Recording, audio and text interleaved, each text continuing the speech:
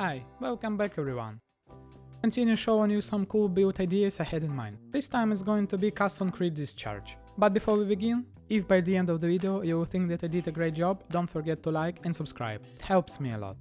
Now, as usual, let's start with the key interactions of the build. There are several main builds based around the Discharge gem. One of them is triple charge stacking Slayer, Power and Phrase Stacker Occultist, or Ignite Elementalist. Every single one of them uses default Discharge gem, which deals insane level of damage but has 2 seconds of cooldown.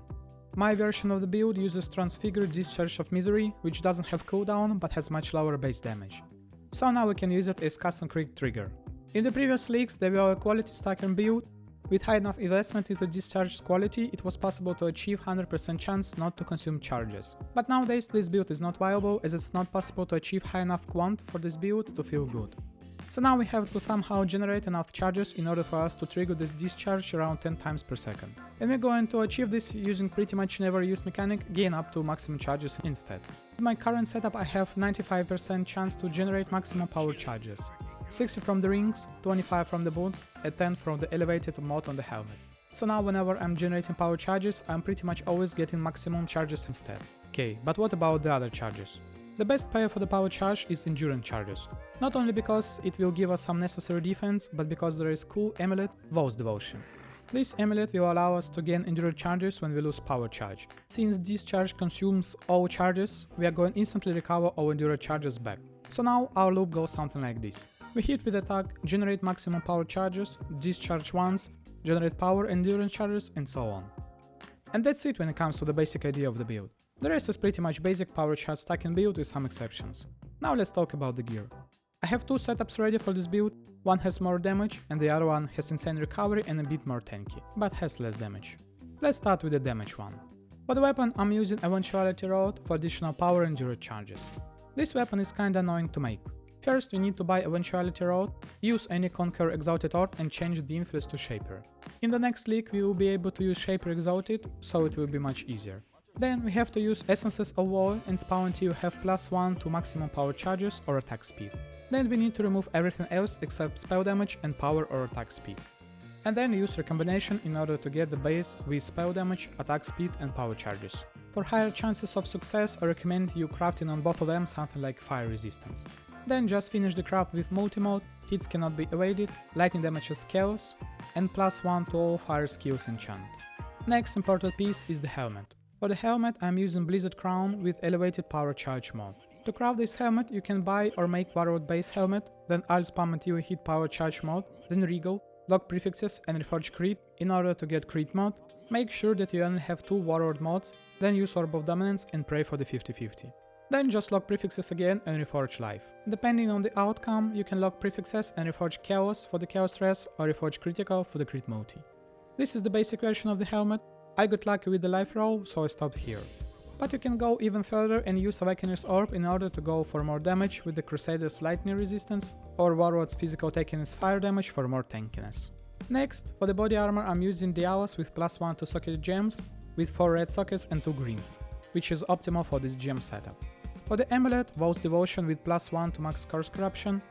The rings are Calandra's Touch and Precursor's Emblem with at least 30% chance to get up to maximum charges. Try to get another useful mod with those ones.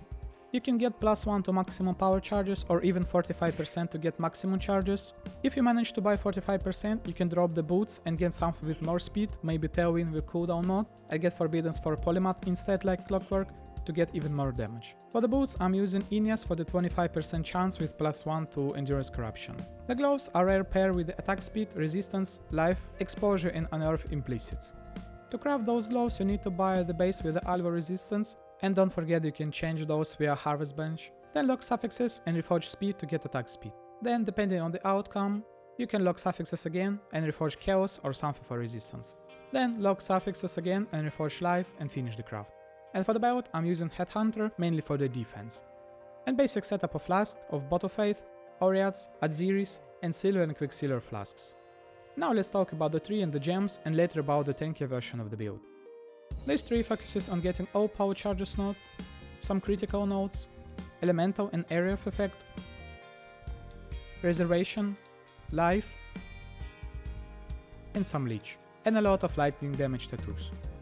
For the clusters, I'm using 2 large clusters with the Ranis for the Leech and Inspired Oppression for the damage and mana regen, the second one with the Sadist and Prismatic Heart. For the mediums, I'm using 2 identical critical clusters with Pressure Points and Quick Gateway.